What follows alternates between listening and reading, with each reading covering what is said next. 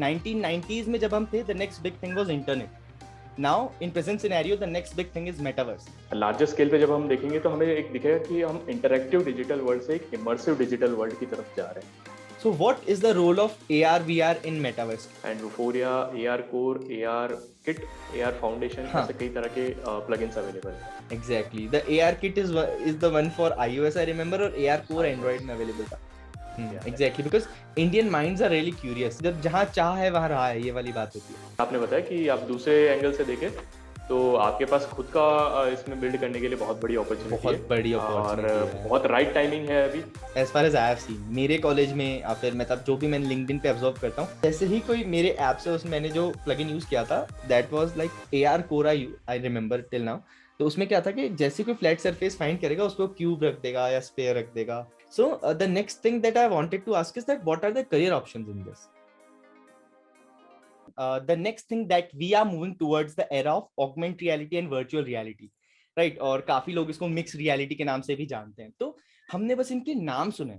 What is that particular thing? Also, you all must have heard about the metaverse. That is the next big thing. 1990s में जब हम थे, the next big thing was internet. Now, in present scenario, the next big thing is metaverse. तो यार इस podcast में हम काफी सारी चीजें इसके बारे में डिस्कस करने वाले हैं। What are the career opportunities, हम कैसे सीख सकते हैं, टेक्नोलॉजीज क्या यूज होती है। और today I am privileged to have Keshav sir with me. So he is my senior from LNM IIT Jaipur and he is cofounder of Augin. तो यार हम ये भी डिस्कस करेंगे कि ऑगिन है क्या, right? So it is his startup, and apart from that we will be discussing about detail of AR VR because he is AR VR enthusiast, right? यार मतलब काफी सारे जो प्रोजेक्ट्स वगैरह हैं वो मैंने मेरे बैचमेट से इनके बारे में सुने हुए हैं, right? So we will be discussing about that, the career opportunities, how to get started with it, metaverse, role of AR VR in metaverse. तो काफी ज्यादा इंटरेस्टिंग रहने वाली है। So do watch till end, and without further ado, let's get started. Larger scale पे जब हम देखेंगे तो हमें एक दिखेगा कि हम इंटरैक्टिव डिजिटल वर्ल्ड से एक इमर्सिव डिजिटल वर्ल्ड की तरफ जा रहे हैं। So let's break down it into simple terms. तो कैसे हम इसको समझा सकते हैं for a person who is like very new in all these things? तो अभी तक जैसे हम जो इंटरनेट यूज करते हैं, जैसे हम एक वीडियो मीट के ऊपर है, तो आप अपने घर पे बैठे हैं, मैं अपने घर पे बैठा हूँ, and then we are interacting via flat screen. So immerse ये एक इंटरेक्टिव तरीका है। या फिर आप ई कॉमर्स से शॉपिंग करते हैं तो वो भी एक इंटरेक्टिव तरीका है। डिपेंडिंग ऑन योर इनपुट एक AI एल्गोरिदम आपसे आपको किसी वे में रिस्पॉन्ड करता है। बट स्टिल ये बहुत ही फ्लैट एक्सपीरियंस है। इमर्सिव होने का मतलब है कि आप उस चीज के अंदर इन्वॉल्व हो जा रहे हो किसी ना किसी तरीके से। कुछ चीजें फिक्स नहीं है। जैसे इट्स लाइक क्रिकेट मैच, कि क्रिकेट मैच को देखना वर्सेस उसे खेलना। तो देखना इज इंटरैक्टिव, या फिर क्रिकेट का एक ई स्पोर्ट्स वर्जन खेलना, तो आप उसे खेल सकते हो, वो आपके लिए इंटरैक्टिव है। लेकिन क्रिकेट एक्चुअल में खेलना, that is immersive. So that's the basic difference. Exactly, मतलब वी कैन जैसे हमने वीडियोस में भी देखा है कि we can go into that particular world, right? So what are the basically services that you are providing there, means that जैसे आपने बोला कि you can create yourself your own immersive experience what you want, right? So what are the exactly things that we can do on your platform? Currently तो हमारा platform पूरी तरह से build नहीं हुआ है अभी। हम बहुत उसको बिल्ड करने में काफी टाइम लगेगा, एंड हम लोग अभी बहुत न्यू है इस फील्ड में। तो शुरुआत में हम अपनी तरफ से कुछ सर्विसेज प्रोवाइड कर रहे हैं ताकि आप उससे यूज टू हो जाओ। हमने रिटेल सेक्टर से इस चीज की शुरुआत करी है। यानी कि आज की डेट में आप जब भी ई कॉमर्स के ऊपर जाते हैं, आप कोई भी सामान खरीदते हैं, चाहे आपके कपड़े हुए, जूते, ज्वेलरी, या फिर मेकअप का सामान, या फिर फर्नीचर, इलेक्ट्रॉनिक्स वगैरह, तो हम उसे या तो उनकी इमेजेस देखते हैं या फिर वीडियोस देखते हैं। कई केसेस में हम उनको मॉडल के साथ में देखते हैं, तो मॉडल के ऊपर सब चीज अच्छी लगती है। लेकिन हमारे ऊपर जब वो आती है, रियल प्रोडक्ट जब आता है, तो उसमें कई बार काफी डिफरेंस आ जाता है। तो हम चाहते हैं कि आप ऑनलाइन शॉपिंग का जो फायदा है, उसे बेनिफिट है, उसका तो यूज कीजिए, बट आप अपने ऊपर भी ट्राई करके देखिए, जैसे आप एक्चुअल रिटेल स्टोर में जाते हैं, बट एक फास्ट तरीके से। तो हम वर्चुअल ट्राई ऑन्स की जो सर्विस है वो हम प्रोवाइड करते हैं। हम ज्वेलरी के अंदर वर्चुअल ट्राई ऑन प्रोवाइड कर रहे हैं, मेकअप के अंदर भी कर रहे हैं, and recently we are working on clothes virtual try on. तो जल्दी आप हमारी वेबसाइट के थ्रू अगर आप कपड़े बेचते हैं तो आप उनका भी वर्चुअल ट्राई ऑन प्रोवाइड करा पाएंगे। एग्जैक्टली एंड सुनने में मतलब this is a thing that I particularly want to do. इसको सुनने के बाद मेरी इच्छा हो रही है okay now I am having a freedom. ये this is kind of a necessity that your product is solving.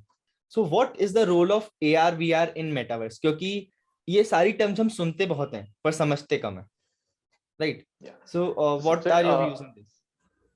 AR/VR का रोल समझने से पहले हमें ये समझना पड़ेगा कि मेटावर्स क्या चीज है। तो मेटावर्स अगर आप आज के डेट में पूछेंगे तो मेटावर्स की कोई सॉलिड फिक्स डेफिनेशन नहीं है। मेटावर्स एक 1990s के अराउंड एक नॉवल रिलीज हुई थी, उसके अंदर ये फर्स्ट टाइम टर्म यूज किया गया था, लेकिन आज टेक इंडस्ट्री से सब अपने अपने हिसाब से डिफाइन करने में लगे हुए। तो मेटा अगर आप मुझे पूछेंगे तो मेटावर्स एक तरह से हमारा जो रियल वर्ल्ड है उसको, रियल वर्ल्ड और डिजिटल वर्ल्ड का एक मिक्सचर है।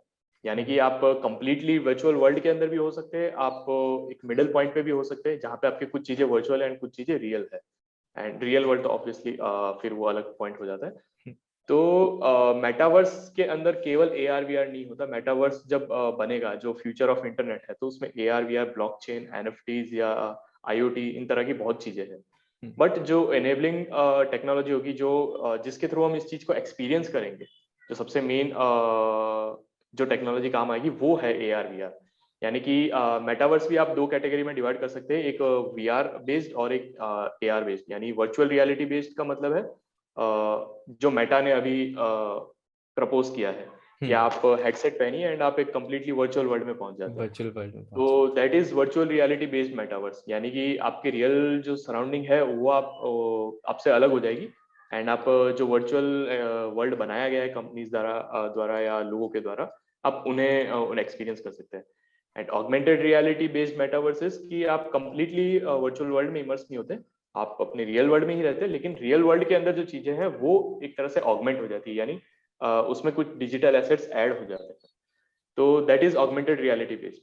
तो दोनों ही तरह के मेटावर्स बन रहे हैं, दोनों ही तरह के प्रपोज कर रही है कई कंपनियां। जैसे हम बेसिकली ऑगमेंटेड रियलिटी बेस्ड पे काम कर रहे हैं, क्योंकि वर्चुअल रियलिटी बेस्ड या VR बेस्ड जो है उसमें कई तरह के फ्लॉज भी है, जो हमें लगता है कई तरह के फ्लॉज है जो लॉन्ग टर्म में आपके लिए यूजफुल नहीं है। आप स्पेसिफिक यूज केस के लिए उसमें जा सकते हैं, बट जो एक हमारा फ्यूचर ऑफ इंटरनेट है या जो मेटावर्स जो बनने वाला है वो ऑगमेंटेड रियलिटी बेस्ड ज्यादा रहेगा। एग्जैक्टली और उसी बिकॉज पे हम for virtual you need all that setup and वो हाँ, वर्चुअल रियलिटी के लिए आपको सेटअप चाहिए, ऑगमेंटेड रियलिटी के लिए आपको आपको सेट उसमें भी आपको सेटअप चाहिए, बट ऑगमेंटेड रियलिटी आप अपने मोबाइल डिवाइसेस से भी एक्सपीरियंस कर सकते हैं। जो मैं आपकी बात से समझाऊं कि metaverse is just a term for AR and VR because the things that you have explained for the AR metaverse और VR metaverse I honestly have experience them as well. क्योंकि वर्चुअल में एक Xbox करके वो पूरा game setup आता है, right?